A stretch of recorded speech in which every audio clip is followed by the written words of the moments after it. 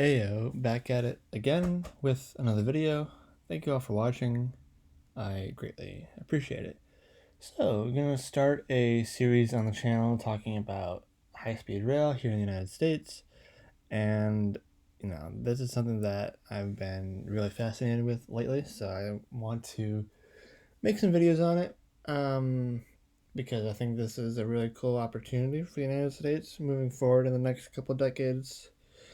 Possibilities of high-speed rail.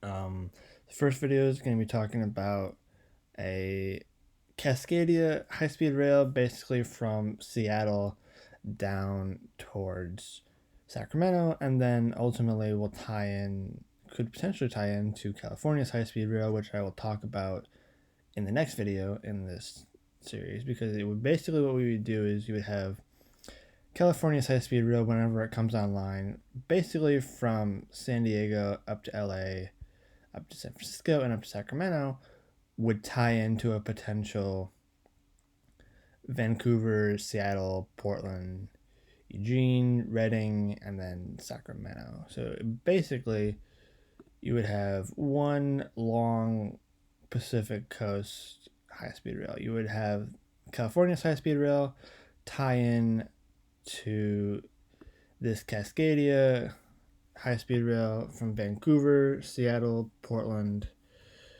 many stops in between, Salem, Eugene, Medford, Redding, ultimately finish in Sacramento, Olympia, Tacoma. Seattle's a big one. You can also, maybe have a one out to Redmond, and then up to Everett, and then up to ultimately Vancouver and Canada and British Columbia. So the reason why I say it along existing highways is because I think the structure is already there. Because one of the issues with California's high-speed rail is land acquisition. So that's the reason why it's like massively over budget. Have to go to court for different, eminent domain. That takes a lot in terms of legal fees. That takes a lot in terms of time. But part of the reason I think interstates, or maybe take one specific lane of the expressway or the interstate, or whatever you call it, highway. I call it expressway. But the existing infrastructure is already there. The roads are already built. You would take maybe one lane of each side of the expressway and then make that the high-speed rail. People would see the train passing by. They might be stuck in traffic, and they might think, oh, this might actually be a better idea. Instead of taking the car, we can just sit back, relax on the train, and not have to worry about traffic.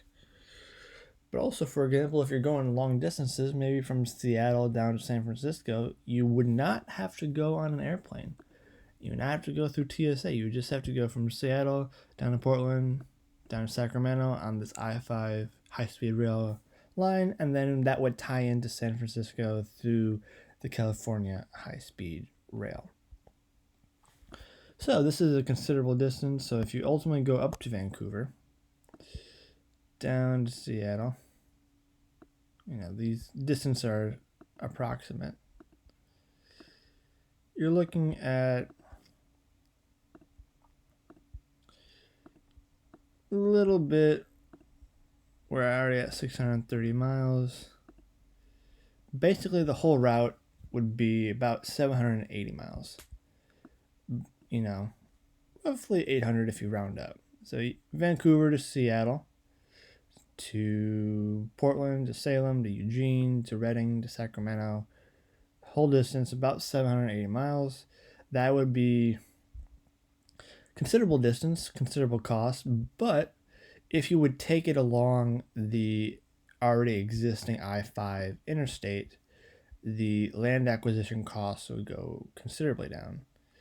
So I-5 is entire distance, if we look at map here, basically it goes from up here in Seattle up to from the Canadian border, Seattle, all the way down to SoCal, San Diego, and the Mexican border down here by Tijuana.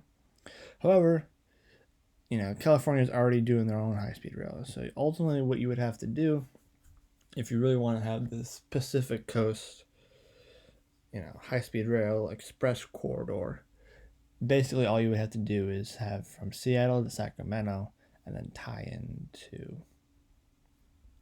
California's existing high-speed rail network, which will hopefully come online at some point in the early 2030s.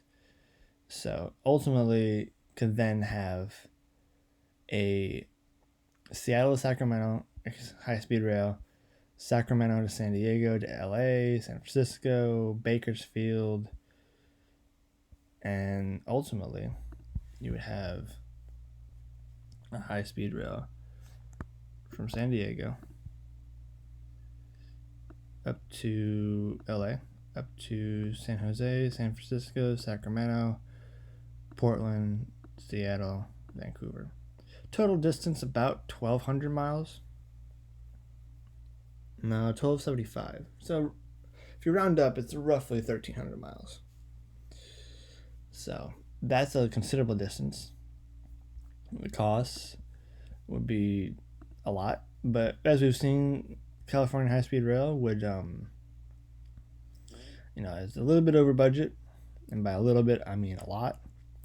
So there's already challenges, but if you would want a Pacific Coast high-speed rail, honestly, I think following the interstates, and I-5 is a perfect interstate because it connects Seattle, Portland, and NorCal.